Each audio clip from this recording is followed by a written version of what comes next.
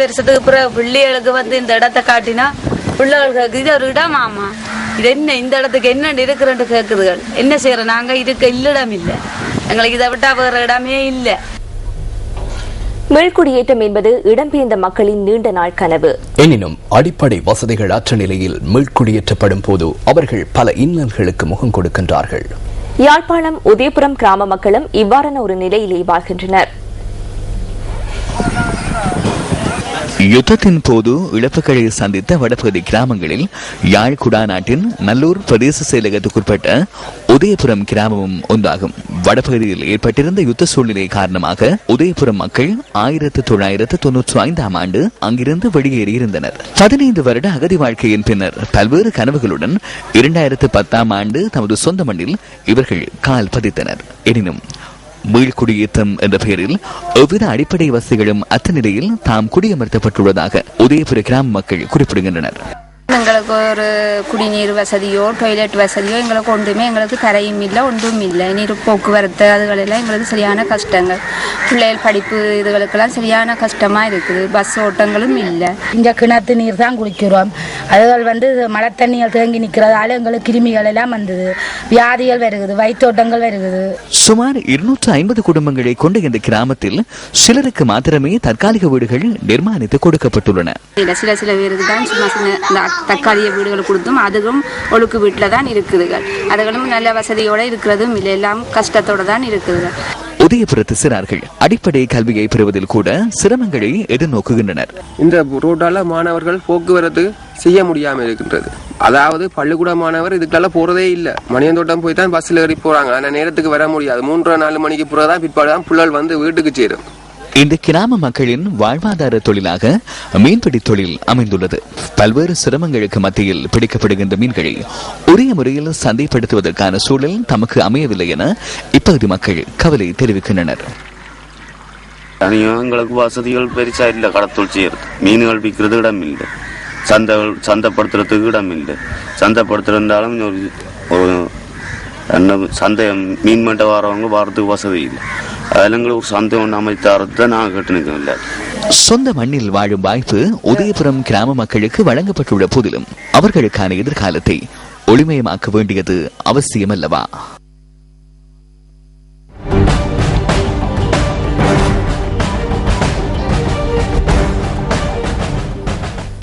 நாட்டின் அனைத்து மதங்களுக்கு இடையிலும் சகவாழ்வை கட்டியெழுப்பும் திட்டம் ஒன்று முன்னெடுக்கப்பட்டுள்ளதாக ஜனாதிபதி மஹிந்த ராஜபக்சே தெரிவிக்கின்றார். ஜனாதிபதி செயலகத்தில் நேற்று நடைபெற்ற சந்திப்பொன்றில் அவர் இதனை குறிப்பிட்டார். நாட்டில் உள்ள அனைத்து பீடங்களினதும் மகாநாயக தேரர்கள் உள்ளிட்ட தேரர்கள் மற்றும் ஜனாதிபதிக்கு இடையில் நேற்றைய தினம் சந்திப்பொன்று இடம்பெற்றது. அனைவரினதும் மத சுதந்திரத்தை பாதுகாப்பதற்கான திட்டம் ஒன்று முன்னெடுக்கப்பட்டுள்ளதாக ஜனாதிபதி இதன்போது சுட்டிக்காட்டினார்.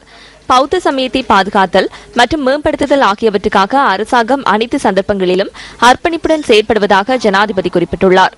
நாட்டு மக்கள் மத்தியில் ஐக்கியம் மற்றும் சமய ஒத்துழைப்பு ஆகியவற்றை வலுவூட்டுவதுடன் ஒருவருக்கொருவர் மதிப்பளிக்கின்ற அமைதியான நாடொன்றை கட்டியெழுப்புவதற்கும் நாட்டை அபிவிருத்தியை நோக்கி இட்டுச் செல்வதற்கான அரசாங்க திட்டங்களுக்கு தொடர்ச்சியான ஆதரவும் ஆசீர்வாதமும் உரித்தாவதாக மகா சங்கத்தினர் இதன்போது ஜனாதிபதிக்கு ஆசி வழங்கியுள்ளனர்.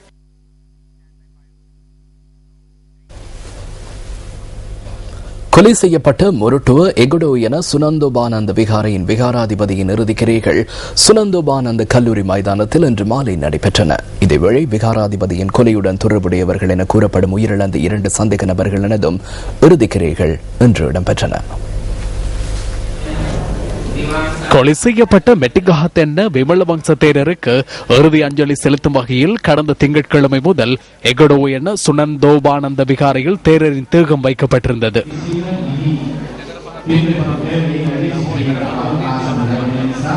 இன்று மாலை இடம்பெற்ற மத அனுஷ்டானங்களின் பின்னர் தேகத்தினை தாங்கிய வாகன பேரணி சுனந்தோபானந்த கல்லூரி மைதானம் வரை பயணித்தது.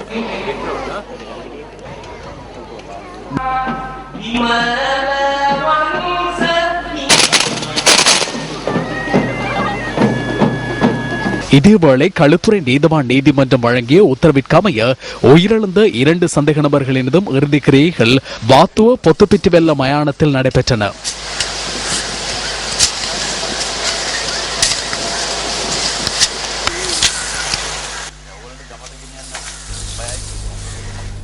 இந்தியாவின் சென்னை எக்மோர் பகுதியில் உள்ள இலங்கை வங்கியின் அலுவலகம் மீது இனம் தெரியாதவர்கள் தாக்குதல் நடத்தியுள்ளதாக த ஹிந்து செய்தி வெளியிட்டுள்ளது. வங்கி ஊழியர்கள் சிலரும் இதன்போது தாக்குதலுக்குள்ளானதாக த ஹிந்து மேலும் தெரிவித்துள்ளது. இன்று பிற்பகல் 1:30 அளவில் வங்கி கடர் தொகுதிக்குள் நுழைந்த இனம் தெரியாத குழுவினரால் கடமையில் இருந்த போலீஸ் உத்தியோகத்தர் மீது தாக்குதல் நடத்தப்பட்டுள்ளதாக அந்த செய்தியில் குறிப்பிடப்பட்டுள்ளது. பின்னர் கட்டடத்தின் மேல் பகுதிக்கு சென்ற அவர்கள் அலுவலக உபகரணங்களை சேதப்படுத்தியுள்ளதாகவும் அந்த செய்தியில் தெரிவிக்கப்பட்டுள்ளது. வங்கி ஊழியர்கள் சிலரும் இந்த குழுவினரின் தாக்குதலுக்கு உள்ளாகியுள்ளனர்.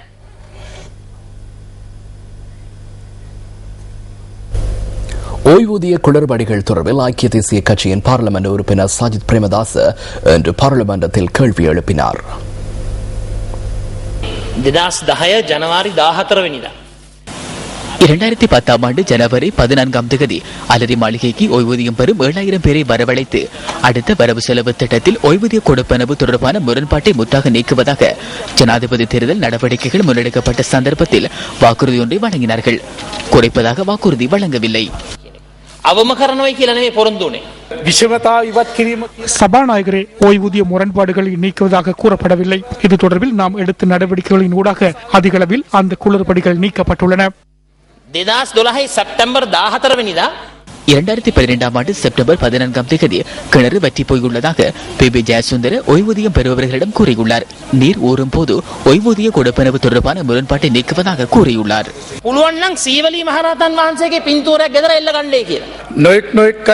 பல்வேறு நபர்கள் தெரிவித்த விடயங்கள் குறித்து பாராளுமன்ற உறுப்பினர் கூறுகின்றமை தொடர்பில் பேச நான் முயற்சிக்கவில்லை. விஸ்ராமிக பார்லிமென்ட் மந்திரிவருண்ட அமதிவருண்ட ஓய்வு பெற்ற பாராளுமன்ற உறுப்பினர்கள் மற்றும் அமைச்சர்களின் ஓய்வூதியம் அதிகரிக்கப்படுகின்றமை தொடர்பில் பாராளுமன்றத்தில் சட்டம் ஒன்று நிறைவேற்றப்பட்டுள்ளது என்றால் அதுபோன்று ஏனைய ஓய்வு பெறுவர்களுக்கும் ஓய்வூதியம் அதிகரிக்கப்படுகின்ற சட்டம் ஒன்றை நிறைவேற்றுவதற்கு அமைச்சர் இப்போது நடவடிக்கை எடுக்கப் போகின்றார். දීමනාව ඒ ආකාරයටම වර්ධනය වෙන පනතක් සම්මත කරගන්නට කවදද ඇමතිතුමා කටයුතු කරන්නේ? இதற்கான நடவடிக்கைகளை நாம் முன்னெடுப்போம். யாரும் இது தொடர்பில் சுட்டிக்காட்ட வேண்டிய அவசியமில்லை. ஆப்கானிஸ்தானிற்கு இலங்கை ராணுவத்தினை அனுப்புவது தொடர்பில் அமெரிக்க அரசாங்கம் வேண்டுகோள் விடுத்ததா என்பது குறித்து ஐக்கிய தேசிய கட்சியின் பாராளுமன்ற உறுப்பினர் ரவி கருணாநாயக்க பாராளுமன்றத்தில் இன்று கேள்வி எழுப்பினார். ஆப்கானிஸ்தானுக்கு இலங்கை ராணுவத்தை அனுப்புவது தொடர்பில் அமெரிக்க அரசாங்கம் வேண்டுகோள் விடுத்தமை உண்மையா பொய்யா? வேறு கேள்வி ஒன்றை எழுப்புங்கள். இது நாட்டிற்கு அவசியமான பிரச்சனையாகும். ஹெய்டிக்கு அனுப்புகிறீர்கள், சூடானுக்கு அனுப்புகின்றீர்கள். ஆப்கானிஸ்தான் தொடர்பான கேள்விக்கு பதிலளியுங்கள். விரைவில் நியமிக்கப்படும் பிரதி தலைவரே, கேள்வியை எழுப்புங்கள். அது இதனுடன் தொடர்புடையது அல்ல. 58,000 வீரர்கள் தற்போது ராணுவ சேவையை விட்டு சென்றுள்ளதாக தகவல் வெளியாகியுள்ளது. எவரும் சேவையை விட்டு வெளியேறவில்லை.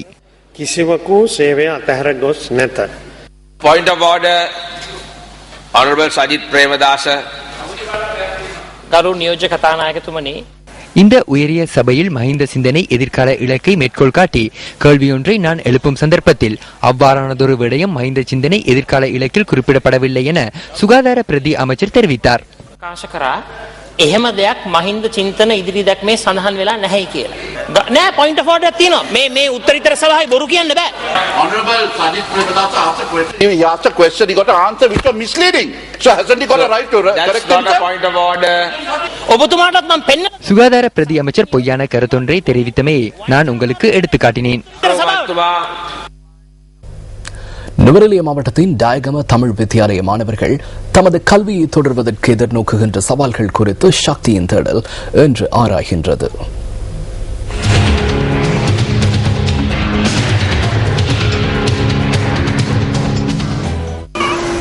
பெருந்தோட்ட பாடசாலைகளில் நிலவும் வளப்பற்றாக்குறை இப்பகுதி மாணவர்களின் கல்வியை அதிக அளவில் பாதிக்கிறது.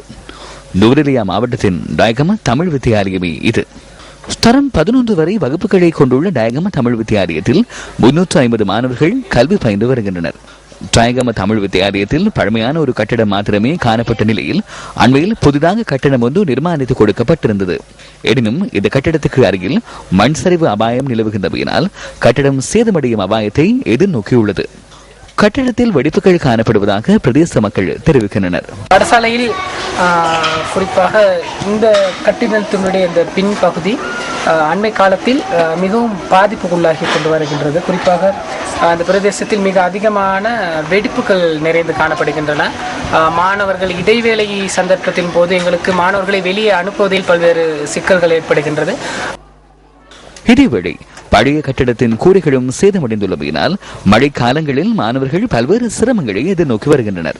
கற்றலுக்கு ஏற்ற புறச்சூழல் காணப்படும் போதே மாணவர்களின் கல்வியில் முன்னேற்றத்தினை எதிர்பார்க்க முடியும்.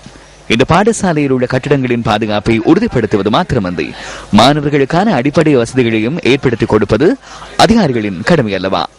மத்திய மாகாண கல்வி அமைச்சரே, இது உங்களின் கவனத்திற்கு.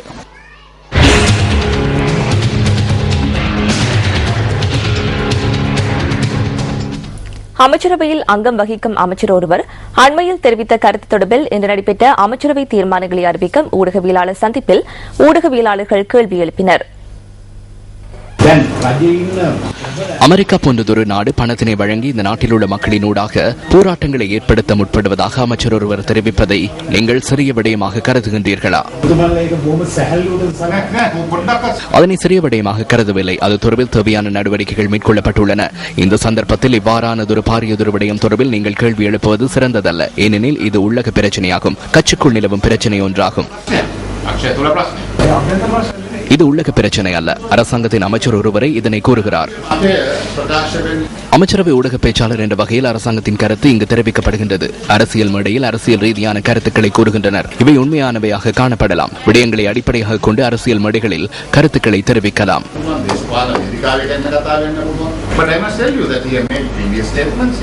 எனினும் அவர் இதற்கு முன்னரும் இவ்வாறான கருத்துக்களை தெரிவித்துள்ளமையை உங்களுக்கு நிச்சயமாக கூற வேண்டும். அமெரிக்காவிற்கு எதிராக அவர் உண்ணாவிரதத்தை முன்னெடுத்தார். அதனால் இது முதல் தடவை அல்ல. சில சந்தர்ப்பங்களில் இது ஒன்று மாத்திரமே.